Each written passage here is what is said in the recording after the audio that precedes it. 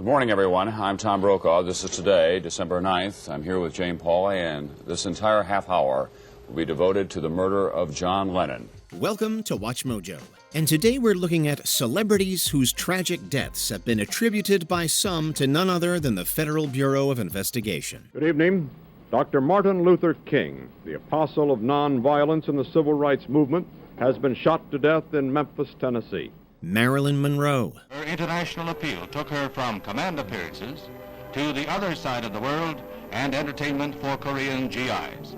The star led a far from normal childhood and had 12 sets of foster parents, leading her to say in her last interview that she was never used to being happy, so it wasn't something she ever took for granted. Possibly the most iconic actress who ever lived, the woman born Norma Jean Mortensen helped to revolutionize the silver screen for a new generation of film fans. However, despite her beloved status, Monroe's personal life was anything but glitz and glam.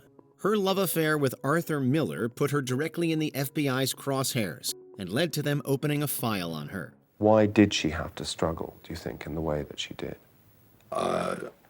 Basically, her struggle was a psychological struggle against abandonment, against abuse. In our terms today, she would have been thought of as an abused child. Now, the psychological damage that creates is very well known. The legendary playwright had been under investigation by the House Un-American Activities Committee for his suspected communist affiliations. Although Miller and Monroe had already separated by the time of Marilyn's 1962 death, that didn't stop author Norman Mailer from accusing the FBI of orchestrating her death as retaliation for her supposed affair with John F. Kennedy. An accusation Mailer later retracted. He describes her obvious charms with salivating relish and hates the men she married, Joe DiMaggio and Arthur Miller, with the passion of an unsuccessful rival. What he tells us about Marilyn Monroe is not at all new. Indeed, he cribbed nearly all of it from other biographies. But what he tries to do that's different from the other biographies is to analyze and explain this paradoxical creature. Gene Seberg. Vous venez d'où? Monte-Carlo? Non, de Marseille. Je suis resté samedi et dimanche à Monte-Carlo. Fallait que je voie un type. Lundi, j'ai essayé de t'appeler de Marseille. Lundi et dimanche, je n'étais pas à Paris. New York Herald Tribune! Je t'en prends un. C'est gentil. Revered for her globe-spanning career in film, Seberg's most famous role was one of the leads of the French New Wave crime drama Breathless. Off-screen, though, Seberg was perhaps best known for her social activism in the fight for civil rights in America. I guess the movie business pays pretty well. Yes, it does. But compared to what you're doing, it feels so frivolous. You're wrong. The revolution needs movie stars. That's a responsibility right there. Yeah, we have to wave a shotgun to get people's attention. You get your hair cut, and you're on the cover of Life magazine. A frequent donor to the Black Panther Party, the FBI targeted Seberg as part of their widely condemned COINTELPRO program, which cracked down on individuals and organizations the Bureau deemed as subversive.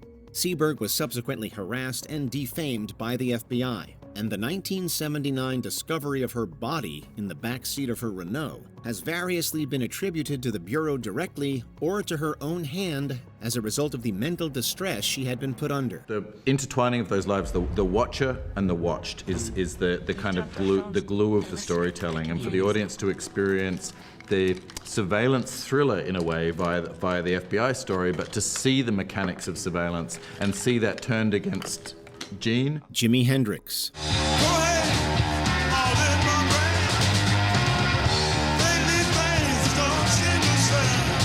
The guitarist's untimely 1970 death raises questions even to the present day. Hendrix, a hugely important musician whose influence on rock can't be understated, was found dead on September 18th, ostensibly due to asphyxia caused by a barbiturate overdose. He had also struggled with substance use disorder, as well as fatigue caused by his notorious touring schedule. This is Jimi Hendrix's autopsy report, and one thing that this report concludes is that Jimi Hendrix died aspirating on vomitous material. One thing you need to know about this report is it's very short. It's barely more than a page in length. The amount of information in here is very sparse, and I think it can also be misleading. So I don't buy this as a cause of death. While it seems as though Hendrix's death was simply a tragic accident, naysayers point to Hendrix's 1969 arrest on possession charges in Toronto, after which the FBI compiled a file on him. Conspiracy theorists have accused Hendrix's manager, Michael Jeffrey, of colluding with the FBI and CIA to cut his life short in connection with his alleged ties to the Black Power movement. The Jimi Hendrix experience is over. The acid rock musician died today in a London hospital, apparently from an overdose of drugs. During his short career, Hendrix flailed his electric guitar into some of the most unusual sounds of an unusual music. Tupac Shakur. They're heaven for a G. Remember me? So many homies in the cemetery shed so many tears. Widely considered one of the greatest rappers of all time, Shakur's lyrics thoughtfully reflected the historical and contemporary struggles of Black Americans. It didn't hurt that his mother, Afeni Shakur, was a well-known member of the Black Panther Party herself, although her active association with the party ended after her acquittal on several counts of conspiracy. The outspoken lyricist was murdered on September 7, 1996, and questions as to the identity and motive of the shooter persist. Rap star Tupac Shakur died last night after a brief life in a rough business. He was 25. Here's NBC's Stan Bernard. You know they got me trapped in this prison of seclusion. Tupac Shakur rode to fame and riches on his often violent vision of life in the inner city. That vision turned out to be prophetic.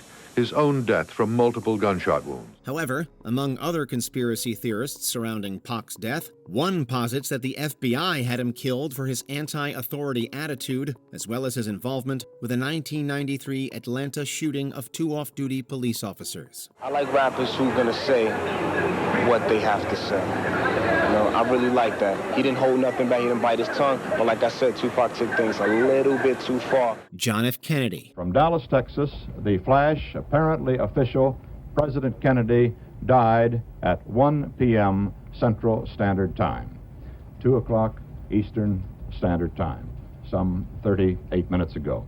We likely don't have to tell you about the proliferation of conspiracy theories surrounding the killing of 35th U.S. President John F. Kennedy. Kennedy was shot during a November 1963 motorcade in Dallas, Texas, and Lee Harvey Oswald was almost immediately charged with his death, before being shot himself by Jack Ruby just days later. He's been shot. He's been shot. Lee Oswald has been shot. There's the man with a gun. It's absolute panic. Absolute panic here in the basement of Dallas Police Headquarters. The detectives have their guns drawn. Oswald has been shot. There is no question about it. Oswald has been shot. Investigations into President Kennedy's murder yielded countless more questions than answers, and have led some to conclude that an FBI or CIA cover-up took place. Critics point to the organizations being allowed to investigate themselves rather than the independent Warren Commission. Journalist Jim Mars's book Crossfire also alleges that the FBI intimidated witnesses to the assassination into silence. He was a longtime reporter for the Fort Worth Star-Telegram and the author of a dozen books from Alien Agenda to a book called Crossfire, The Plot That Killed Kennedy, the conspiracy narrative that became much of the motivation for the Hollywood movie by Oliver Stone. Jim was one of the first people who found his niche, stuck to it, and found a great audience. John Lennon. This evening, John Lennon arrived at the emergency room at the Roosevelt Hospital.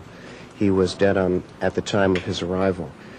Numerous resuscitative efforts were made after his arrival in the hospital, including transfusions, surgical procedures, other procedures, but in spite of the effort of many physicians and after many procedures, we were unable to restore the life of Mr. Lennon. As the official story goes, the former Beatle and lifelong advocate for world peace was murdered in December 1980 by 25-year-old Mark David Chapman, who held a personal vendetta against Lennon. However, some have argued that Lennon's history of left-wing activism made him a target of the Federal Bureau of Investigation. All we are saying is give peace a chance. Declassified documents released by the CIA in the 1980s revealed that, according to historian John Wiener, they asked the FBI for information about Lennon's ties to a group planning demonstrations at the GOP convention in 1972. As such, conspiracy theorists allege that the two organizations cooperated to have Lennon killed so as to discourage high-profile individuals from speaking out. Ex-Beatle, one of the best-known musicians and most influential people of his time.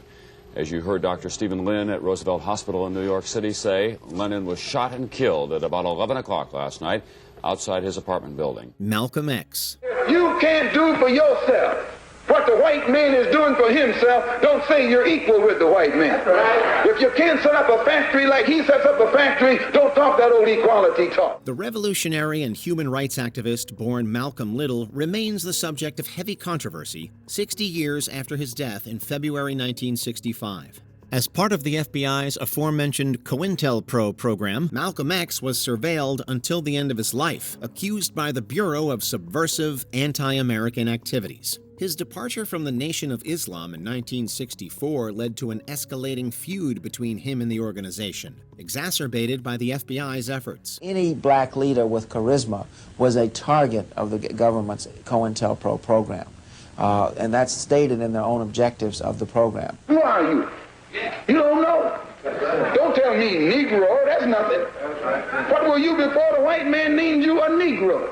And where were you? Malcolm's assassination, while mostly attributed to the Nation of Islam, has also drawn accusations of misconduct on the Bureau's part. The enduring main theory is not that the FBI killed Malcolm directly, but instead engineered the circumstances for it to happen. They were articulating that goal, and they were taking steps in furtherance of that, trying to cause the exact same thing to happen which happened. So we can step back from it and say, regardless of their success, whether they were the ones who pulled the trigger, this gives us an idea of what their intent was, what they were willing to do. Before we continue, be sure to subscribe to our channel and ring the bell to get notified about our latest videos. You have the option to be notified for occasional videos or all of them. If you're on your phone, make sure you go into your settings and switch on notifications. Martin Luther King, Jr. We must also realize that the problems of racial injustice and economic injustice cannot be solved without a radical redistribution of political and economic power. Speaking of COINTELPRO and the fight for civil rights, the Reverend Martin Luther King Jr. was perhaps the FBI's most despised enemy. The Baptist minister and pioneer of nonviolent protest had his phone lines tapped by the FBI under the direct orders of Attorney General Robert F. Kennedy in 1963, and used every weapon at their disposal to discredit King and his involvement in the civil rights movement. Today I want to say to the people of America and the nations of the world that we are not about to turn around. Yes, sir. We are on the move now. Yes, sir. Yes, we're on the move, and no wave of racism can stop us. In fact, King was even the recipient of a letter sent by the FBI that intended to intimidate him into taking his own life. While King persevered, it's perhaps not shocking to learn that his 1968 assassination has been theorized as being the work of the Bureau, owing to insufficient police presence and failure to issue an all-points bulletin in the wake of his killing. What we can say for sure is that the FBI had an intent shown by their programs against Dr. King, showed by the document I talked about preventing the rise of messiahs like Dr. King, that they wanted that to happen, and that they had again taken very active steps to do that. Which celebrity death shocked you the most? Be sure to let us know in the comments below.